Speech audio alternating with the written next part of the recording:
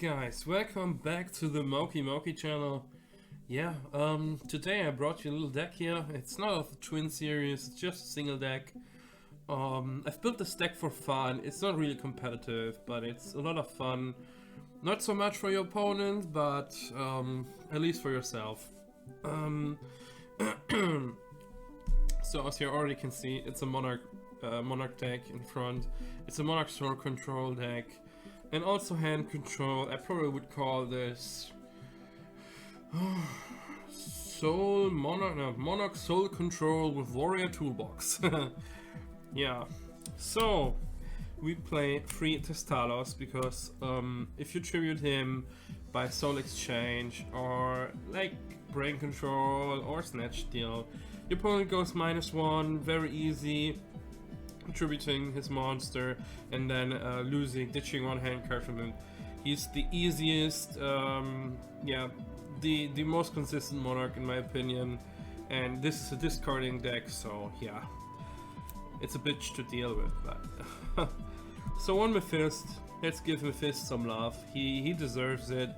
He's not in many builds, and he's like a good card actually. And I just, you know, I had other options, one tributes, Gianzo, Parashath, but you know, Mephiст is also a good card. Let's give him some love and play him in one deck.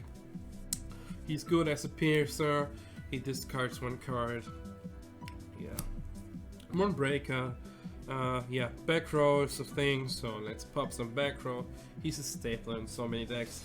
And now this is the part that I call the Swiss Army knife, because the Warrior Toolbox, this deck plays actually every warrior you can imagine.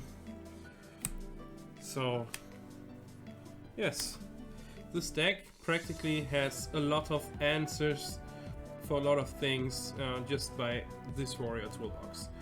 So as you can see, Blade Knight, DD Warrior Lady, DD Assailant, these two are aggressors who can get rid of stuff.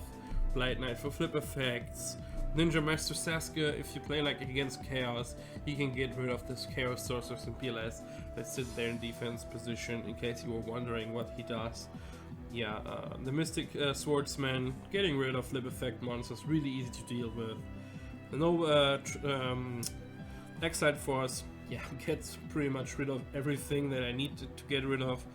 Donzaluk, just more discarding fodder, he's a powerful card. So there's not a lot of lights and not a lot of darks. One more card is in this deck as a monster. It's the Spirit Reaper. He's good, he sits there, he can't be destroyed by battle. He discards one card if he attacks directly, which of course is kind of the theme of this deck. And yeah, if he sits there you can tribute him, so he fits actually quite nice into the deck. Let's go for some spell staples and go from it. I don't have anything to say about them. Of course we play 2 Rhoda. We play like every imaginable target for it. The 2 equipped spells that everybody plays. Heavy Storm, Mystical Space Typhoon, Lightning Vortex to have some options for mass destruction, because there's no Tribal Infecting in this deck. It's just in there to get rid of a lot of stuff that I need to get rid of. And then 1 Brain Control, 1 Soul Exchange. No, not just 1. Excuse me, 2 Soul Exchange, of course. 1 is not enough. We played 2 Soul Exchange. So we tribute opponent's monsters by Soul Exchange, by Brain Control, and then also by Snatch Steal. And Snatch Steal and Brain Control have the spiciness to steal some games also.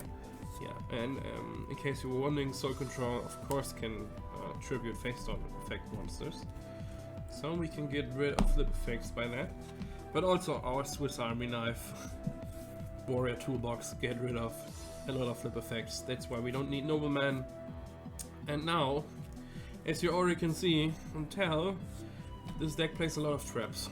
So yeah, the obvious choice for a hand control deck against your opponent, Trap Dust Shoot. It's all really powerful. You just look in your opponent's hand, get rid of one monster and then put it back to the deck. But if we're already on it and we see in your opponent's hands, let's play Mind Crush. Not much to say about that. Also, this card is also very useful. People side it usually against some specific decks, but actually useful in main deck against some decks, like if people search for cards or recover them from the graveyard and stuff. Yeah, that's why Mind Crush is actually pretty useful, and also because we see our opponent's hands. It's really self-explanatory. Dust Shoot, Dust Tornado, not Dust Shoot, we already had Dust Shoot. 2 Compulse. So, we don't play Book of Moon, we play Compulse. It's just, yeah, getting cards back to the hand, and also monsters. And it is kind of the same sovereign card. We are making space for our attacks to go through. And for this, our Zaluk or Spirit Reaper can attack freely, and also we most of the time, if it's an open monster, we know what gets back to the hand, and we can make a prediction, or not make a prediction, we just know what it was. Yeah, and then of course 2 Zakuretsu armors, we don't like to get attacked. And then the 4 staples everybody plays. It's fairly simple. It's a really fun deck to play yourself, because you are tributing your opponent's monsters. You are basically being not very nice.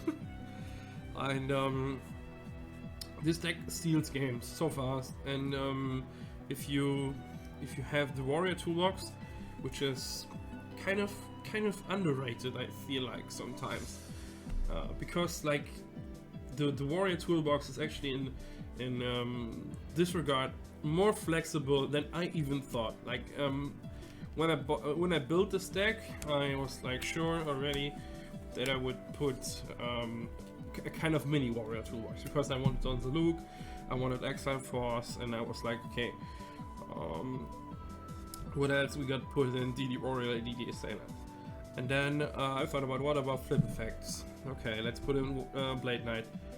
Do we want to play No Man, or do we want to get even do we focus more on the Warrior engine? And I was like, okay, I want to see Warrior, so I need to play at least 2 Rotors, and let's stack up the Warrior count a little bit, so the 2 Rotors is actually really usable. And then I just added more options for the Warrior engine itself, and